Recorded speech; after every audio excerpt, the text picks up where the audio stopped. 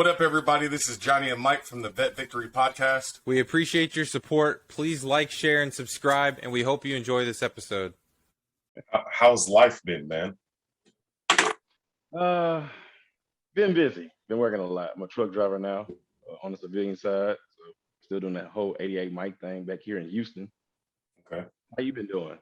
Not bad. I can't complain myself on the civilian side as well.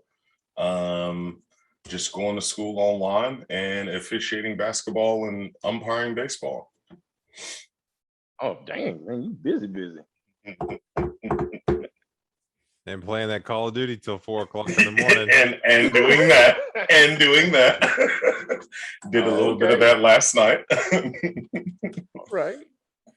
Jeremy, who do you drive for? Company. Actually, it was this upstarting company called I'm about to get the name of the company. It's been a long day. Been working so long. It is called Port Serve. Port Serve. And what do you typically transport?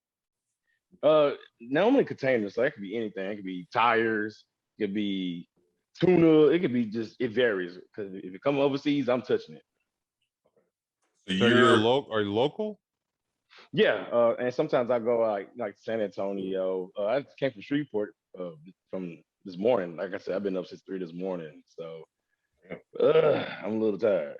So are most of your drives like inside the state of Texas? Or like within that kind of general region where you can get in or get out and then get back in for the day? Yeah.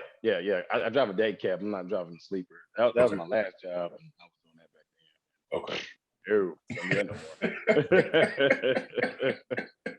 So tell us, take us back a little bit.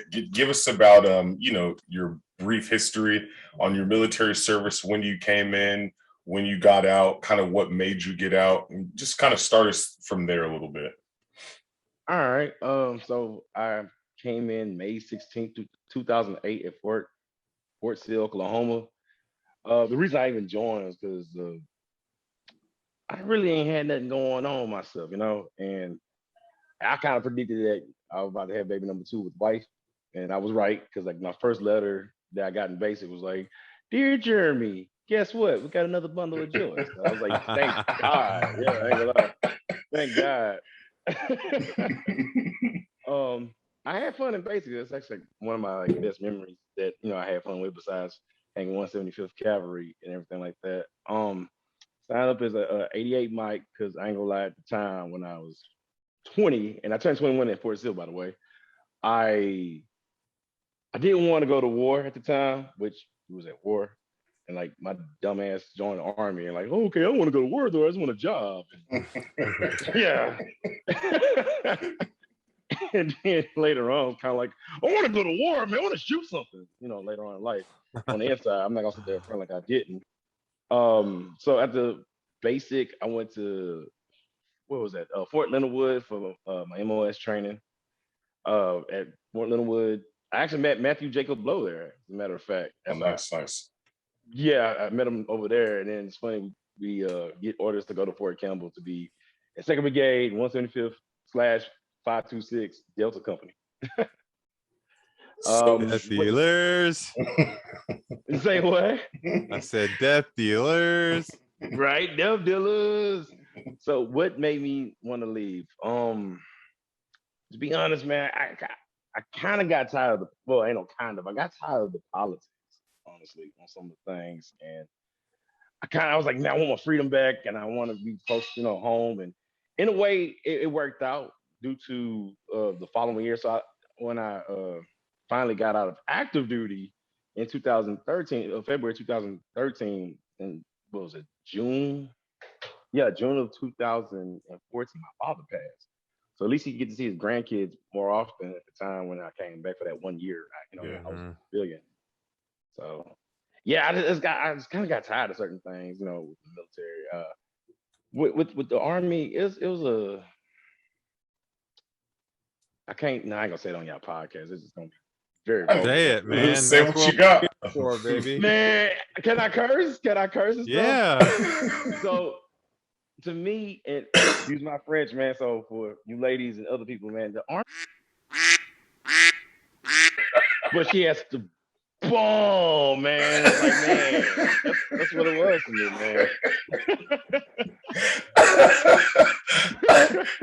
Oh, that is the greatest thing that I've heard, man. I told you, I was Oh like, yo, can I? shit. I told you, can I be vulnerable? You're like, yeah, go ahead. Like, Oh, that is so great. So, oh my goodness, I love it. So, oh, let's carry on. but hold on, let me take you back though for a second. Okay. So, Okay. you said that when you joined, you didn't exactly want to deploy, but obviously, like we've already surpassed 9/11 at this time. People have had reactions to like how, I mean, everybody has, they kind of know where they were, how they felt at that time. I don't know how old you were, considering the fact that you joined in 2008. I mean, you might have been fairly young, but right. Considering that, whatever your story was for 2011 and then joining, I'm sorry, 2001 and 9/11, and then joining in 2008, did you just really and truly not expect to deploy? Then did the kind of the feeling of deployment just kind of warm over on you, or like how did that work? Like, what was With your that, mind frame? so the whole 9/11 thing. So to answer the 9/11 thing, so I was 14 at the time when 9/11 occurred, Okay. and I was in band class when all that happened. So I was a freshman in high school, and I said the dumbest thing to myself when I seen it because, like, I don't know what schools y'all, high schools y'all went to. If y'all still had them TVs like right down the corner of the class, or they drag, they wheel a TV to your class. Yep.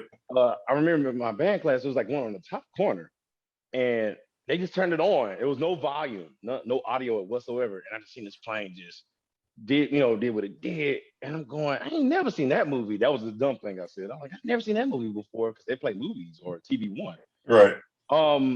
It was a rough day that day because we didn't know what the hell's going on, and then even like for some reason, and being from Texas, we serious about football, BSU not. They still had football practice on at the time, and actually one of the students died because he had an enlarged heart, so that was like double whammy for my school. All So in at the the ninth same. grade center over there, Yeah. my friend David's brother passed away at age 14. Is pretty jacked up. But fast forwarding to the whole me joining the army, like I said, like my mind frame with that, um, I think with training, and I ain't gonna lie, at the time, and I'm being completely honest with y'all, like, but maybe wanted to deploy the most was, it's like an asshole thing. I wanted to kind of give away with my wife at the time because I was like, we were not getting along at all. And I was like, you know what? Makes I'm sense. gonna just go. I'm gonna just go with these guys. I'm already trained for it and everything like that. And let's just make things happen.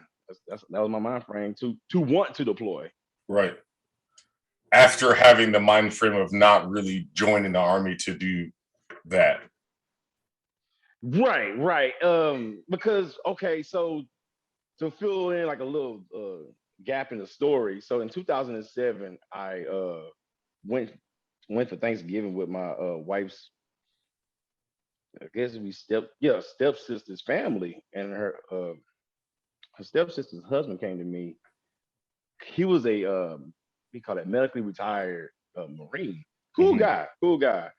And he actually told me, he's like, man, very religious too. And he was like, I see something in you that you might be a good fit for the military. So I was like, okay, whatever. I thought he was just blowing smoke up my ass.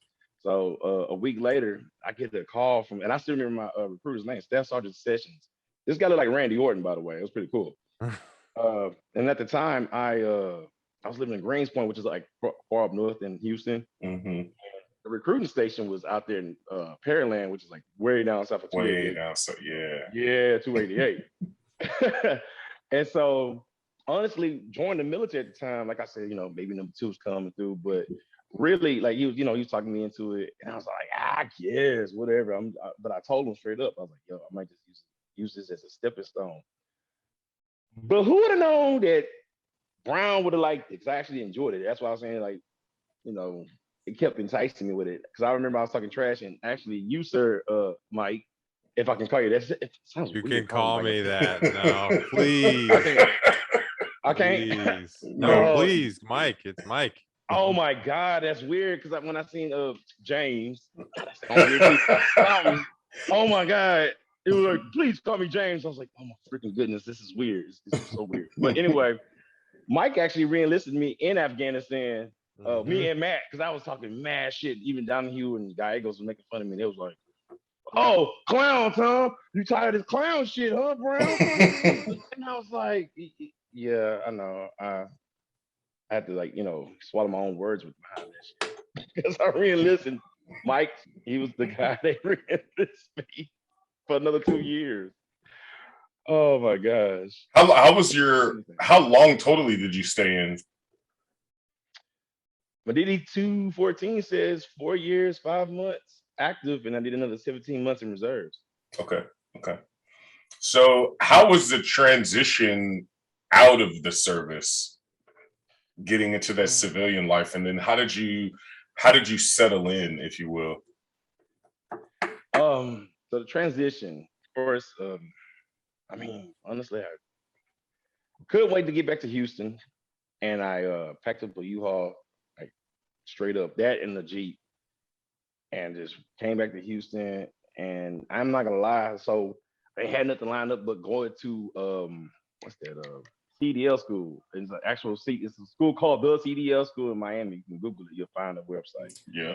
I went to a job fair. Matter of fact, I got my wisdom. It was in I want to say September or something like that. Yeah, it was like in September of 2012. I got my wisdoms pulled, and I had some time off. So the following day after I got my surgery, they had a job fair in Fort Campbell. Around that time, there was an election season because I was trying to look for a oil gas company job because they pay good and they I know they love veterans, but none of them were there due to the fact that it was election season at that time. And so I met this British dude named Alan, and we were talking, doing the talk and everything like that. And of course, how we use GI Bill, blah blah blah. So I was like, you know what? I got 88 mic under my belt. I might as well utilize the tools I have, right? Right. And so I was like, well, let me get my CDL through that. I came back to Houston, and for like the first 7 months, because I had no house, no nothing, like I had very little money left between me and my wife. So I went to Miami for a month. I want to say March of 2013, and I was like, all right, they're gonna do job placement. So I went to Stevens Transports with that. And of course, okay, so with the transition of that, I sucked at driving at first because it's totally different. Because guess what? You got no brown guides. You're driving. I sit my truck with a 53-foot trailer in the back. Oh my God. Oh man. Well, before I get to this one story, I did Stevens Transports. I did that for 3 weeks. It was the first time I seen like most of America, which is a beautiful thing. I think most people should do road trips because America is beautiful. Like the land and the different terrains that we have here in America is Right. the bomb. Mm-hmm. And but they were like my training. They were paying me $250 a week. After taxes, I was bringing home $227. Oof. I ate my first check and it freaked. Oh my God, I was so pissed off about that, man. Because I was like, just ate my whole damn check. I got 3 kids, a wife, and I gotta get the hell out of my in-laws' house. So at first, it was a little rough at first, and I hustled my way. I went to DeVry to get a little money, also get a degree, thinking like, oh, I just do IT, and then with that comes with more education because you need certificate. You really don't even have to like go to college to be in IT. You just need like certificates after a while too. Yeah, and I didn't. Yeah, and I didn't like really study because I was just trying to hurry up and go. I gotta make this money to get to the money. Yep. Yes, sir. So that it started off a little rough the first couple of years, but like I found my footing. I say about year 2.5. I just kind of hustled the driver system. I was trying to venture out, trying to do other things like with the computers, and I was like, I'll just do this driving stuff. And here I am now. Now I'm living like in New Caney, which is like way up north from Houston. excuse me, in this new house. I just moved in this house 3 weeks ago. So it So took you about 2 years to kind of settle in and ride that wave and get to where it is that yeah. you needed to be Yes, at. sir. Yes, sir. Okay. Yeah. I mean, that's it is like that. So going back, if you were getting out tomorrow, or if you were starting your transition process tomorrow, starting your transition process tomorrow to get out, would you do anything differently? Yes, I would totally like look up like would feel way better. I was younger. I know I Right, think I right, was leaving at age what 25? Yeah, 25. Age 25. I was like, yeah, I'm out. And I kind of was just trying to just rush out. And like, I mean, you go to ACAP and everything like that, but it's only so much they tell you. Mm-hmm. The only thing I've really learned, like being from Texas, or I should say, enlisting in Texas, that like, of course, you get the Hazelwood Act. I knew that. I've been hearing this since I right. was in high school. Okay, exactly. But what I did learn is like I can give it to my kids, I should say, which is called the Legacy Act. So if I'm not using it, I can give it to my little duckies up there. So I was like, Right. oh, sweet. But like also, yeah, just like research. I'll tell anybody that, like, especially like my kids, like, yo, before you do anything, look up what the hell you doing, how it's done, how many other people doing it. I think I would talk to I would utilize ACAP way more. I would ask a crap ton more questions. I would tell if I can go back in time and tell myself like, hey, are there any other like programs that you can use that the Army have? You know what I mean? Right. Stuff like that. But that's So what I would do the most. If anything. Jeremy, do you miss it? Yeah, I do actually. I actually do. I miss the camaraderie of it all. I know. I actually watched our last episode Saturday when I was moving some stuff. Actually, with Sergeant Starks. As a matter of fact, that was my last platoon sergeant. Before I left, he was cool, man. That man was pretty lax, and I remember prior to even leaving, he was like, "Man, you made for this." Man. I was like, I wish he was here 3 years ago." That's what I told him. I said to tell me that same stuff. I was like, "Where the hell were you at?" That's how I felt. No shade on him. It was just like, damn, where were you at the whole time? Right.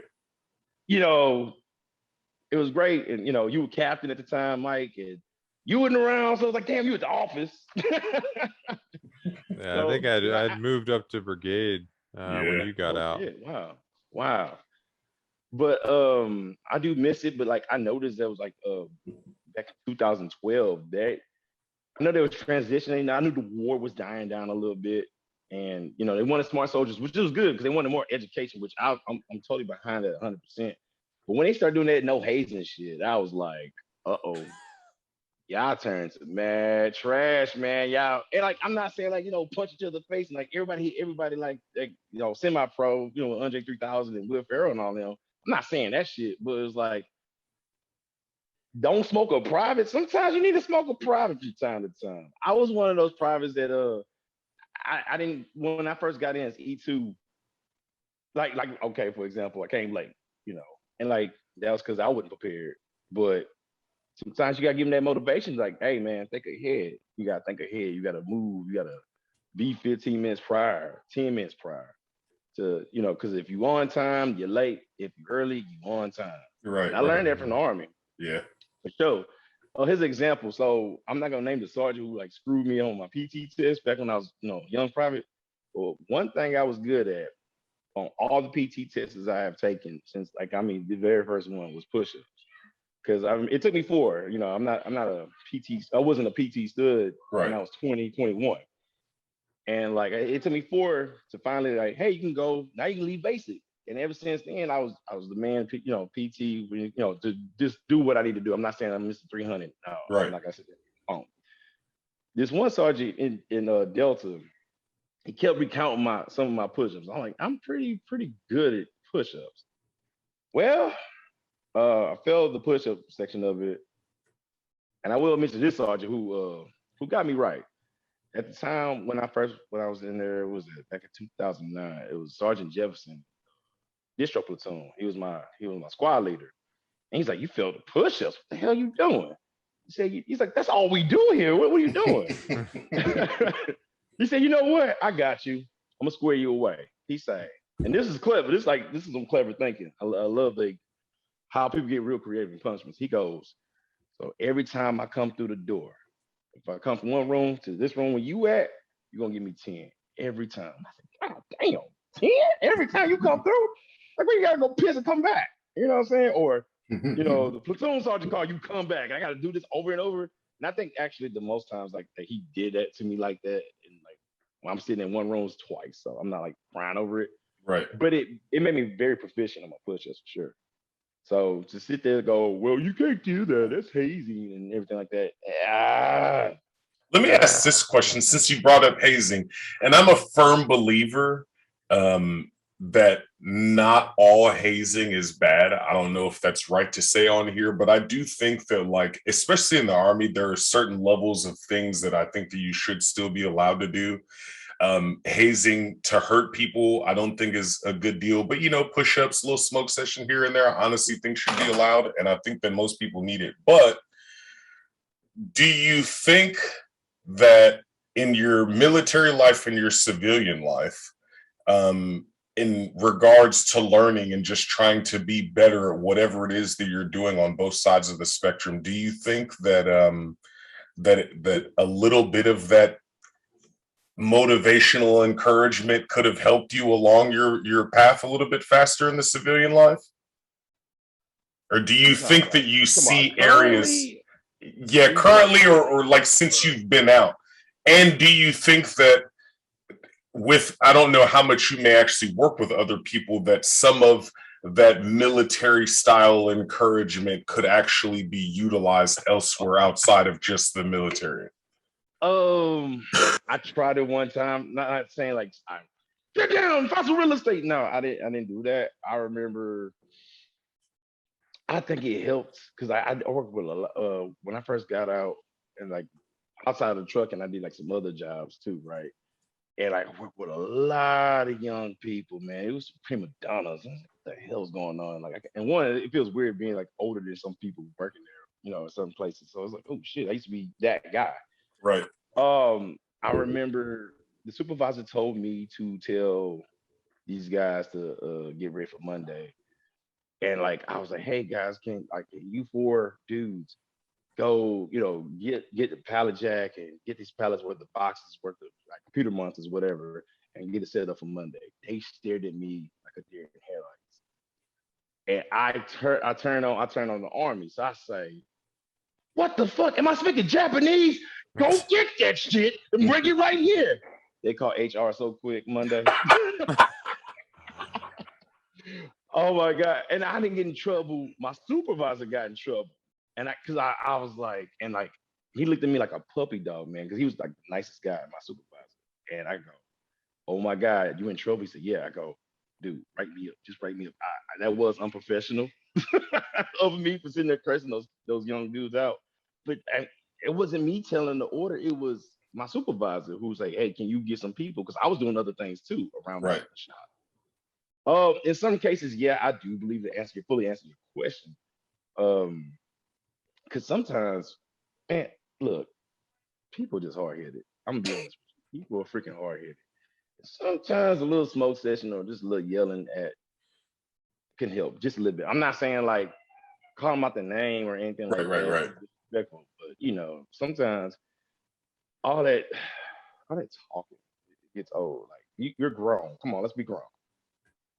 Well, I think that even Starks was saying in the last episode, like the trend of the military, at least on his level, has gone from, hey, let's spend 80% of our time getting the work done so that we can chill the rest of the time. Yeah. As opposed to now, it's kind of, let's sit around until we absolutely have to get it done, and then let's put in the minimum effort required to get it done. And it's definitely not, I don't think it's the direction that most people want the military to go.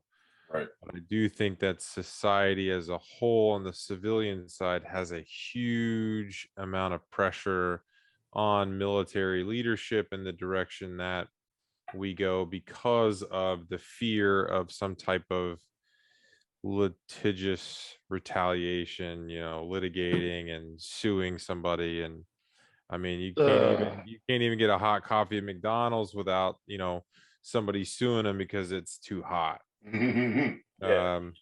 And Now, so granted, back in those days, they were hotter than most radiators, so I kind of understand that when I see the documentary.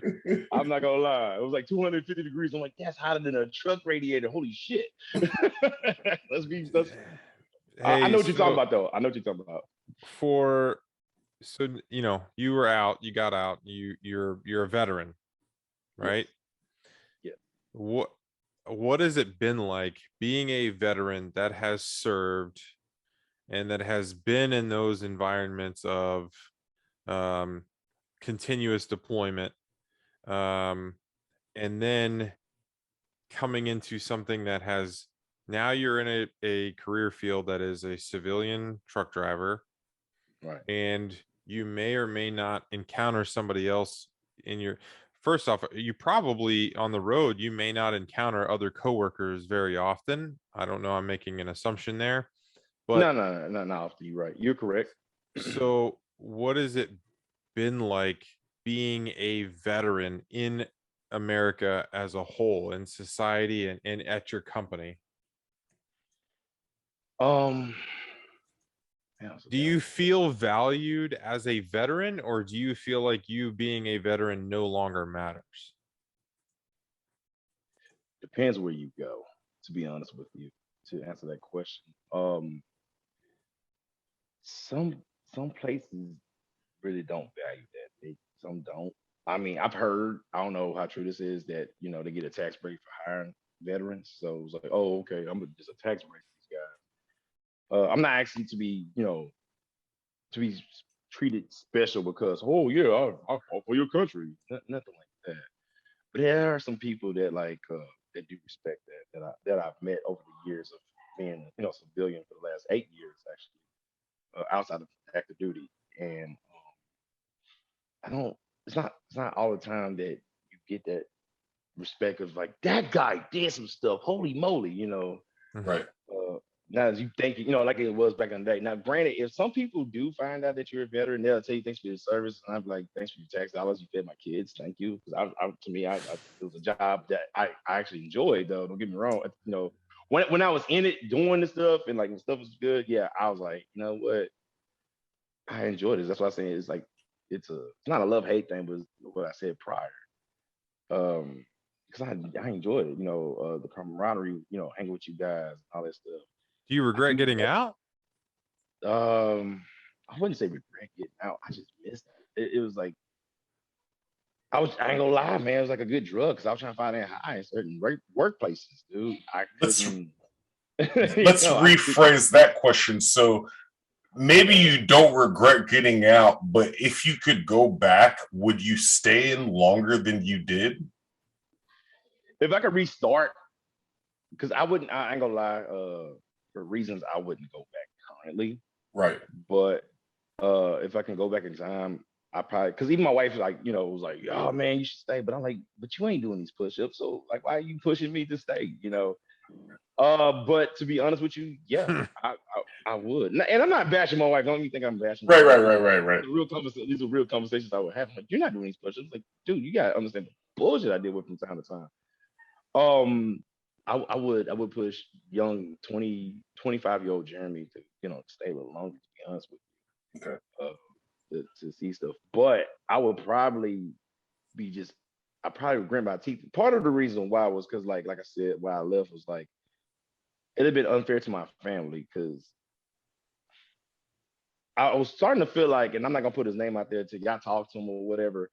Like this one, I think it's a specialist. This one specialist, young guy, he's a little knucklehead, and like he started getting disgruntled because apparently we didn't the military didn't honor his contract.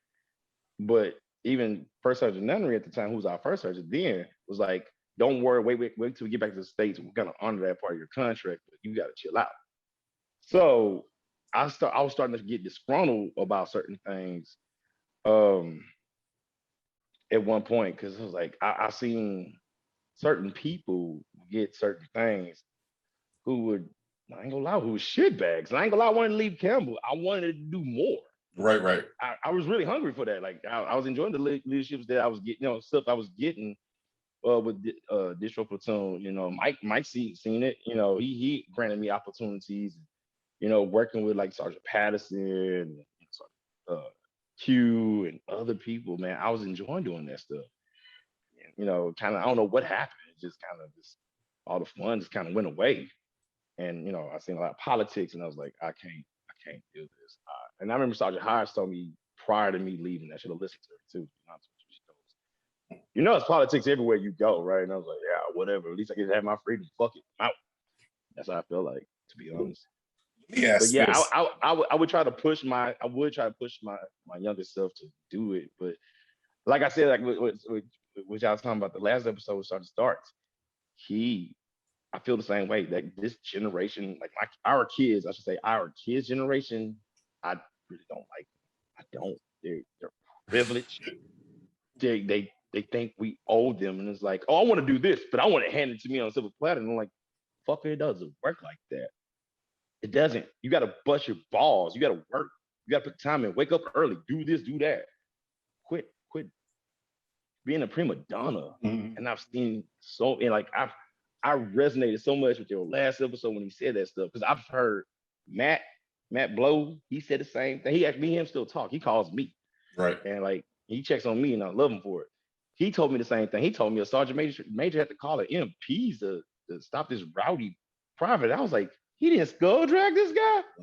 What the fuck you mean? You can't do that. And then and then my brother-in-law, who was a gunny sergeant in the Marines, I remember we were driving to Dallas a couple years back, and this, it was like, what, I want to say 4 years ago. And me and him were just talking about the military, because like at least I can relate a little bit compared to what he does. And he was telling me the same thing, man. They going soft, and I'm not gonna lie to y'all, man. I feel like with these new batch of soldiers, no matter what branch, oh my God, we might lose wars because how soft. That's how I feel. No offense. I hope I'm not like.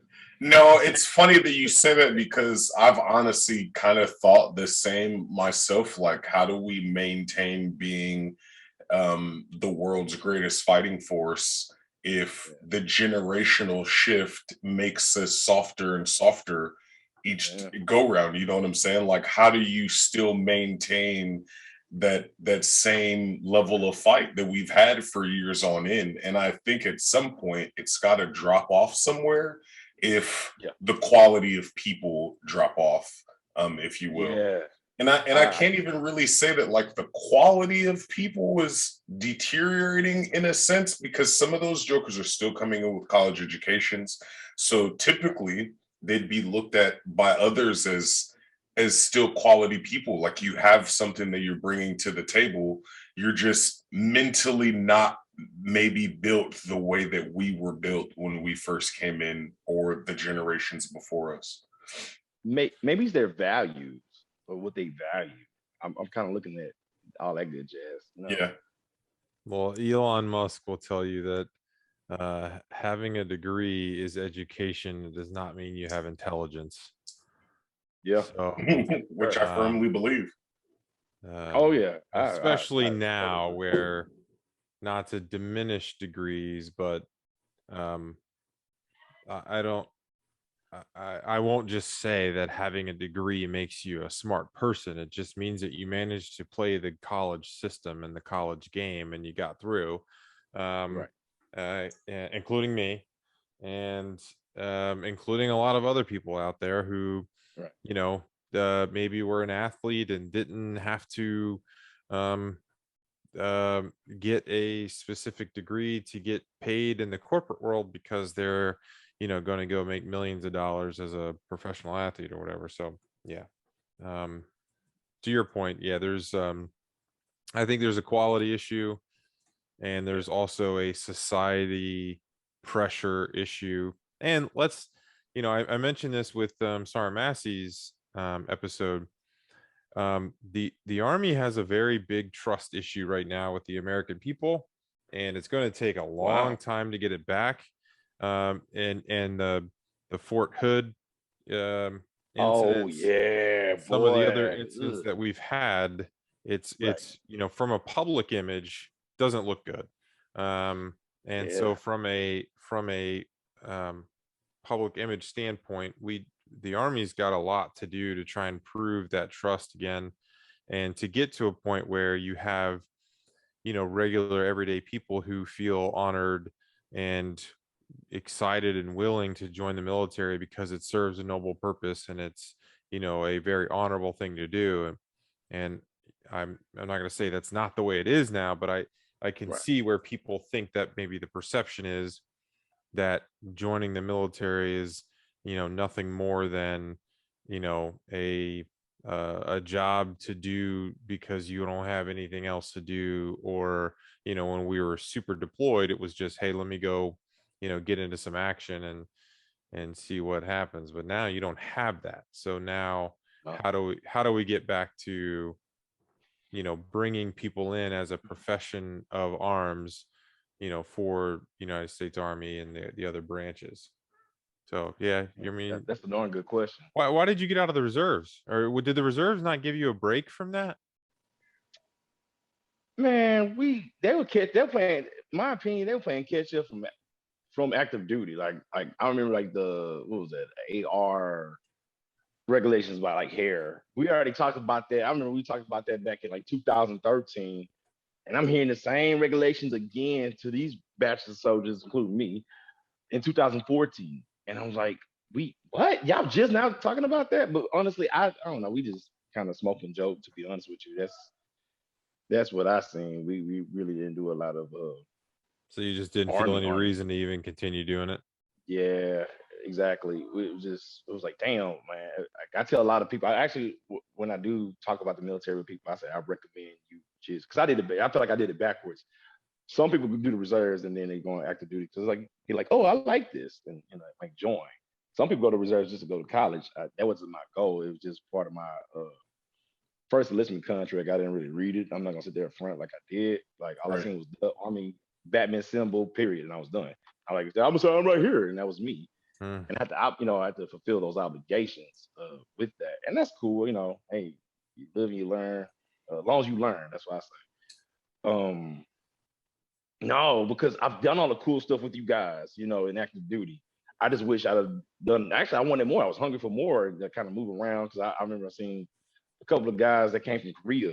They did like their year and a half in Korea, come to Campbell with us. I remember one dude, I think he stayed like a year and a half, and then boom, they shipped him off to like Hawaii or Italy. And I'm like, Brown would like to go to Italy or Hawaii or Germany or well, I know not San Antonio because that's medical, but I would love it due to the fact that it was like 4 hours away from home and I could see people. But I want to do the traveling because I remember like talking to first time nunnery about Germany. He was like, yeah, the culture there is nice and you can go take a train to go down like, France or Italy or whatever. And it's like, I Hmm. would love to freaking go. My wife would love it. I know my kids would. Yeah.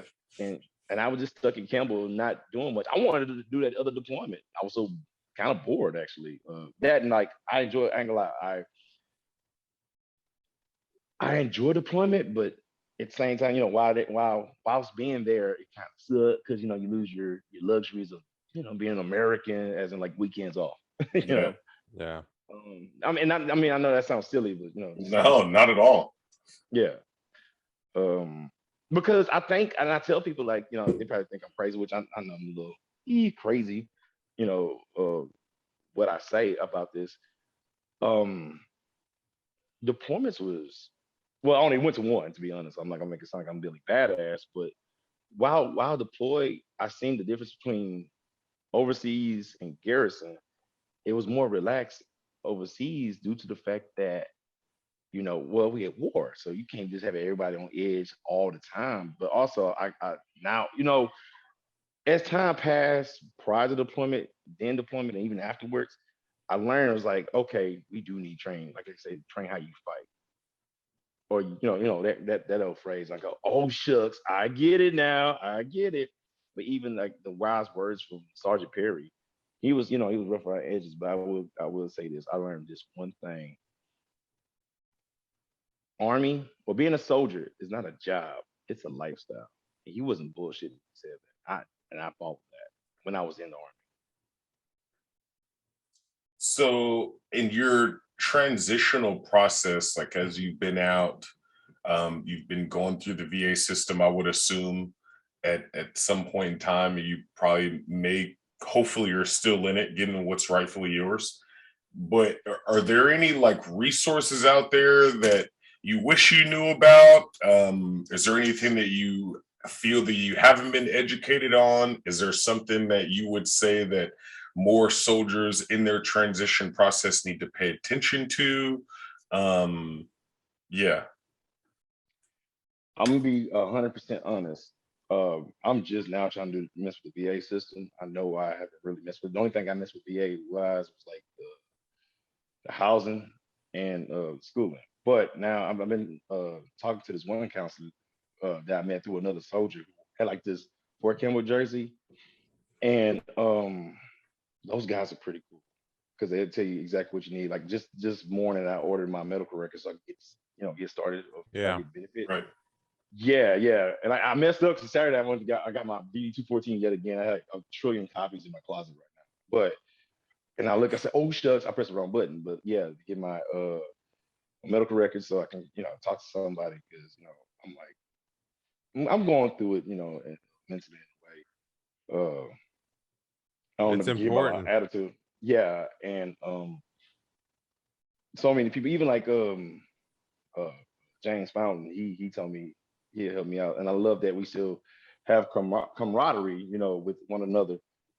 I'm trying now, I'm currently now trying to, talk to somebody eventually. Once I get my medical records, and I'm gonna call the VA counselor. Right.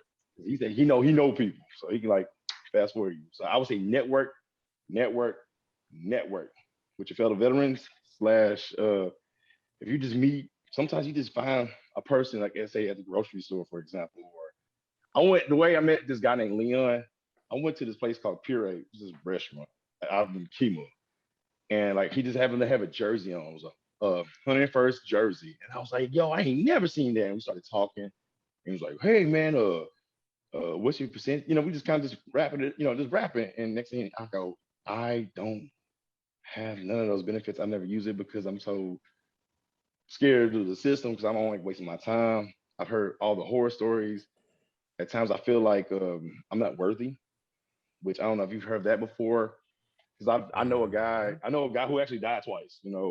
Friend, actually I've been knowing this guy for 20 years this year. Who actually served in the Air Force as an MP. Mortar hit him, hit the I think the little squad, killed a couple Marines. He still to this day has shrapnel in him. Guys like that, I believe, deserve it way more than me. But I've been told, and like I just heard you, Johnny, he was like, like, you work for that, man. And I've heard even my the realtor guy that my realtor agent, old white dude, sweet as pie, and he was like, man, get off your ass and do that. And he's not a veteran. He's just like some old like coach from back in the day. He still coaches kids. And he's like, what the hell are you doing? They can help you with your house. You know that? I'm going, no. It's funny that you say that because Saves you some good money. Yeah, it does. Yeah, and that's what just he was from the saying. house thing. Hell yeah, he told me. Oh my God. And I was like, what am I doing? I'm being retarded. Sorry. No, you're no. I understand like the worthiness because I've heard a lot of people say like they don't feel like they deserve it or that they're worthy enough to get a disability check. Maybe they didn't do whatever they thought was the standard was in their career. And then for me, like, I mean, I did whatever, 3 tours. I did just shy of 14 years. And I get mine and I proudly sit back and I collect my little check and it goes to whatever it goes towards, you know what I'm saying?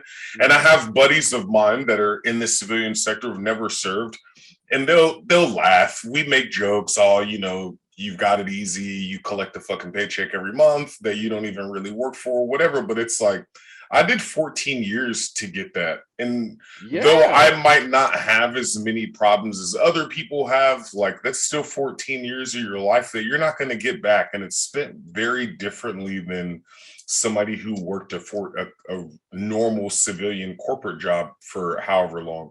But at the same time, they all understand. They're all respectful of the military and the job and the work that we've done. And they say the same thing, like, bro, we may laugh, we may joke, but get out there and go get yours. You know what I'm saying? Because I mean, that's what it's there for. So for individuals like yourself that maybe are just now getting into it, don't feel like they deserve it, haven't actually started their process yet, or just having troubles getting through the process, like, go get it. Find the resources. If you need help, you've got people, reach out, but you deserve it 100%. Even if you spent 2 days over there, you know what I'm saying? Or just the smallest amount of time in the service, like, you put in work for that, you know what I'm saying? And you've made some life-changing moves, whether you realize it or not. To be able to do that. I mean, look at you. You joined the service already married with a baby currently. And then once, you just said your first letter in basic was another baby on the way. Those are life-changing moves that you've had to make.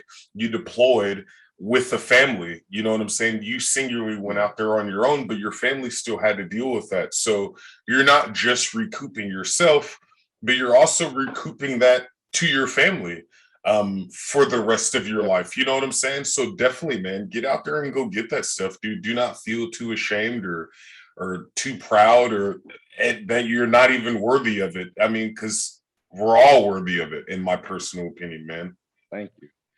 Quick question is, y'all asked me the same question I heard that y'all asked Sergeant Starks. So do y'all feel that, I guess, civilians or just Americans don't really respect veterans, or like, how it used to be, like, because like I know like the main ones that get like mad respect, and I still do it too to those guys, or the World War II veterans. Do y'all feel the same way? Do y'all feel that way? Like, being a veteran, like, you don't get, I don't get the respect or the love, I guess. Personally, personally, I feel that with the generational shift that we've had, number one, that we've become a lost art in a sense. And the fact that we were deployed for 20 years, I mean, really and truly, let's look at it. When was the last time America spent 20 years straight in one active engagement? So that just becomes kind of numbing after a sense, like you're just used to it, to a point that it's like nobody really pays attention until something serious goes on. So essentially, we can really and truly say that the American people kind of forgot about Afghanistan, in my personal opinion, because it wasn't really talked about all the way until we pulled out. Then when we pulled out, it was like, oh, we shouldn't have done things that way, or what about this, or what about that? Why didn't we consider these things? Or how about the lives that were lost here or there, or whatever? But it's, man, like, we haven't really heard too much of that for the longest. So for me, I just feel that we're a lost art, man. We're something that is, there's a lot of us. A lot of us have served, whether there's current active or that are veterans now, but there are a lot of us out there, and I just feel that we're just kind of been lost in the crowd, man. That's just my personal opinion. Mike, I don't know how you feel, but I dig that, because I remember you Starks that on the last episode. So I was like, damn, that's something to think about. And I was like, oh, and it's kind of hard to answer when you say, like, at work or whatever. It's like, it's like only a handful of people like, oh, thank you. And it's always older people. And you guys also got to think about it too when it come down to, like, the war that we just ended. A whole that's a generation, 20 years. Think about that. Like I said, me and Mike, I'm like, what? I'm like a couple months older than you, Mike, I think. Like probably what, 3 or 4 months, but who's counting? But you and I was 14. You and I was 14 when that happened. Yep. We're in our 30s now. That's one generation. I have 3 kids. And I just telling her back in my day, no, I'm just joking. But you gotta think about that a lot of our generation, even though I know the military is like 1% of America or whatever, some of us are not here. Some of us are changed in so many ways that like I said, 1%. So the other 99% could barely fathom that.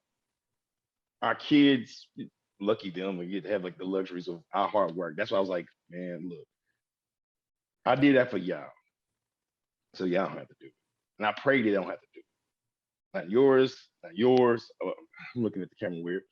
Mike, not you, not your kids, and you too, Johnny.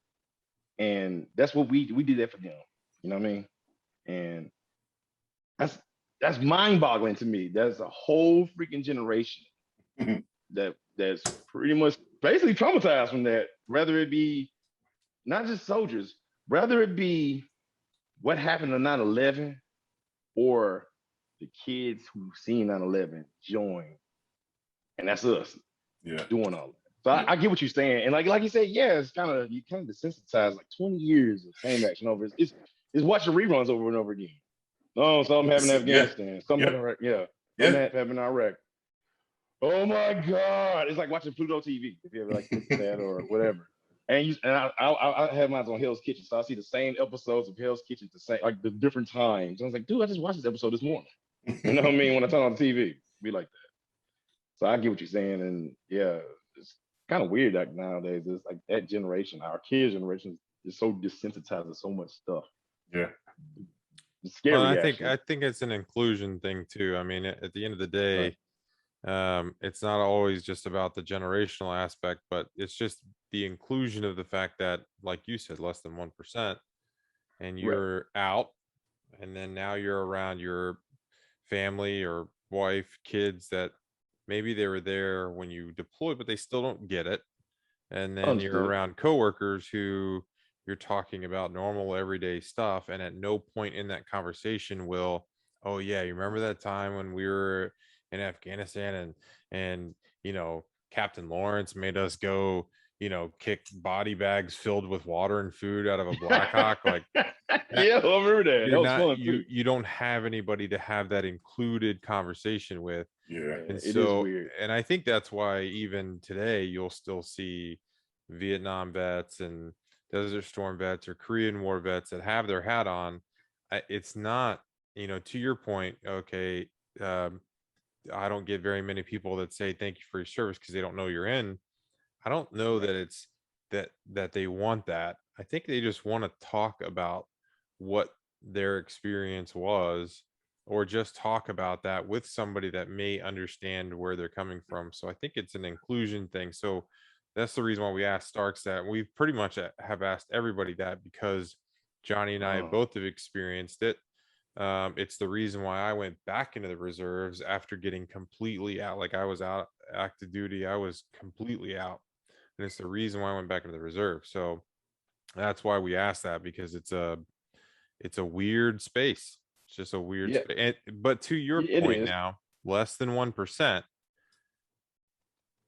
That's exactly even more mathematical proof why you should go get yours, because you're not trying to go take a piece away from 50% of America. Yeah. And just because you didn't get blown up doesn't mean you don't have your scars. So you deserve to collect a risk reward benefit for the sacrifices that you've made for the United States and your kids and your family, regardless of whether or not something physically happened to you. Thank you. 100%, man. But also, I remember to your point of the last episode, you telling us how to start. Like like you were saying, there are people who would never even deploy, but the stuff that the Army had you do, that slowly break you down. Because like, what average American, besides like roustabouts and I guess firemen, some police officers, like take them out of the equation. How many other civilians done all that for say 10, 15, 20, 21 years, maybe even 30 years? Like, you gotta think about that. That's weird. That's super wear and tear. Like, besides the only job I know, besides NFL players and them other guys, probably like wrestlers. The only thing I would compare that to is like guys who work on oil rigs in the Gulf, because they're away from their family. They're in a very high risk environment, and they could die at the drop of a hat. However, they make probably 6 times as much as what you made or what anybody else made. So when you really dissect the math, you're still not going to collect anywhere near, even with disability, what they made in a 5-year span. So don't feel bad, man. It's and you know, there's also plenty of people out there that are taking advantage of the system, Yeah. and milking the system per se. And I don't knock that, but just because somebody else is abusing it doesn't mean that you should feel like you're abusing it by going to Yeah. seek something that you genuinely deserve to get. And this is not a podcast of vet victory. How can you take advantage of the VA system? Right. Um, Yeah. it's you know, you are a perfect example of somebody who's been sitting for now 8 years and not taking advantage of a benefit that's there for you. Appreciate that, y'all. Yeah. I do. Quick question. How long, Mike? So how long was it till you was like, dude, I need to get back in? Like, how long were you out? Like 4 years. cold turkey. Damn, 4, and it was. Yo, what was that experience like, man? It was weird. Really? And that's the reason why I came back, because Damn. I just it wasn't that I was seeking the attention of being a veteran. It was I didn't feel included anymore. And then when I moved down to Florida and I lived outside of Tampa and I couldn't even get on a MacDill Air Force Base to go to the PX or the commissary or go, you know, play golf without going to the visitor center. Wow. That was kind of like the point where I was like, well, I'm still healthy. I still somewhat physically, I put on some weight. I admittedly A lot of us have actually. I admittedly put on some weight after I got off, but so it was, I got out in 14, and I think Okay. the end of 17, beginning of 18 is when I was really I was missing it so badly, and the pool was so big that I finally picked up the phone and I reached out to a recruiter and Wow. said, you know, can I even get back in? What does this take? And of course, the recruiter made it as easy as can be for me to just sign that contract and get right back in. Gotcha. Yeah, it got me. But you know, it's one week in a month, Right.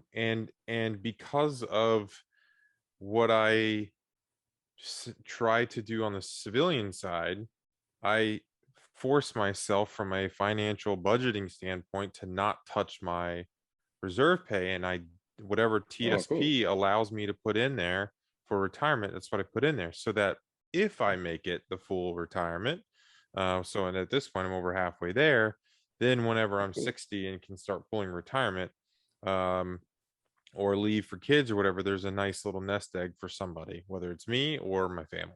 Right. Beautiful. That's beautiful. So what's next with you, Jeremy? What's in the next, what's going on? What big goals you got in the next year or two? Well, she's got in this house. I'm trying to, like I said, I'm trying to work on my benefits. I'm getting a little help for that. So that's the next few months, or hopefully sooner. Actually, with that, kind of the same counselor I'm telling you I talked to, because we talked to a counselor, me and a couple other veterans. Every Friday we do, you know, calls like this. You know, we just do it. They got like a certain program they use in the VA, and every Friday we'll talk. Just like they just check in for the week. You know, I dig it. I've heard guys who are like far worse than, you know, most I know. I'm like, dude, like these guys, they really need to talk to somebody. You know, and that's what we're there for. You know. So he also was talking about that as like federal jobs, which I didn't know either. With the time I have in service, I can still use that in federal jobs. So I'm look around federal jobs. I'm not gonna lie, I'm exhausted of being a truck driver. Are you on LinkedIn? Yeah, I don't really use it that much though. I ain't gonna lie to you. I do have it though. Man, I just reset my profile, and you can actually fill out your resume on LinkedIn, and I just get job offers all the time. And this is coming from a dude who has no desire to ever get another conventional job, but I get them all the time. And every time there's some new job listing in my area, it pops up. So LinkedIn is actually a pretty good tool. Hey, as we wind this up, I do want to ask, do you have Discord? No, I do not. All right. What is that? I know. I was like a grandpa saying that shit. Like, where is that, Sonny? What's our general cool. purpose behind the podcast is to help veterans, people who are either about to transition out, maybe have a couple of years left of service, or are already out. Just try to help people. Some folks just want to talk, which is perfectly fine. But at the same time, there are people that are in situations like yourself where you need resources or you could utilize some help. And that's really what we want to do. So we formed a Discord channel where we can do all of that. And then as more and more people join, you have a big old nice community of veterans, and we can all kind of shift around information. But I dropped the link here in the chat.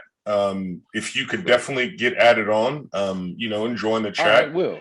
If you have any questions in there, you can always speak to us. You can ask whatever it is you need to ask. I have some resources. I'm sure that Mike may have a couple of guys or just resources himself that he can pass along to you. He might actually be able to give more information on what he just told you about on LinkedIn as well. But then you're not doing it on your own. And that's one of the biggest things for our podcast and for me and Mike's, our goal is to make sure that we're not out here by ourselves. We have another family of veterans, and we are out here trying to tackle something. Some of its disabilities are just resources to help us get by and to live the lifestyles that we want to live. And that's pretty much what we're there for. So definitely, if you could get connected on there. I'm sure that you already follow us on Facebook and Instagram. We drop some information on there as well. But I ain't on Instagram. I got you. I get you followers, because I have a podcast too, and I use a podcast more than my own. So, but I'll give you 2 more followers just because of that. Now, what are you talking about? What's the podcast? Oh, man, nerd stuff. Me and my friend Chad. It's called FUSION-HAA. We talk about video games, wrestling, anything in between, and anime. So I'm a big nerd, as you see from my shirt. I got guy on a banana peel. Well, that's a big nerd stuff. So after this, tell us what it is so we can post it out there. So maybe we can get some, more nerds to come check you guys out. There's actually a guy that reached out to us about being a guest on here. And and at least what he's told me is part of his coping methods with some of the things that he's dealt with in the military is he's a professional amateur wrestler. Damn. That's what I need to talk to. You got what I want. I only had 2 interviews. Me and my friend had 2 interviews. What is it? Y'all met him through Instagram? No, he sent me a message on Facebook to the group, to our Vet Victory page. Wow, because I have met a guy who does comic books and stuff like that through Instagram, and then recently another Texan. What's his name? Oh my God, I'm embarrassed because we just interviewed a guy a couple weeks back. Charlie Cope. He's an Americana singer. His album just came out on Spotify last month actually. So wow, look at y'all doing big things. Look at that. That's what's up. I don't know about that. We're just trying to get out. We're making whatever dent. Yeah, whatever dent we can make. Johnny and I both said that there's plenty of groups out there, but there's never too many. Right. There's just a lot of guys and girls that are looking for something. And if we're the place that they find, great. If not, then we're just going to continue to get on here and chat and have fun doing it. Yeah. Well, take it easy, man. Take care of those kids. There's some Facebook groups that talk about VA pension and stuff like that. So join that because there are always a bunch of tips on there. But seriously, thanks for coming on. And we want to do probably these Zoom group things once a month or once every other month, so that this isn't the last time you're on and talking to us. So. Right. Appreciate you. Yeah, man. Hey, I love you guys because I love watching AEW Dynamite, and it was a jam-packed show. And I'm like, damn it, I love these guys because I'm missing it. My wife watching it by herself. Well, thank you for missing a night of that. I can watch it on Hulu tomorrow in the morning. So it's all great. Stay safe out on the road, man. Be careful out there. Yes, please.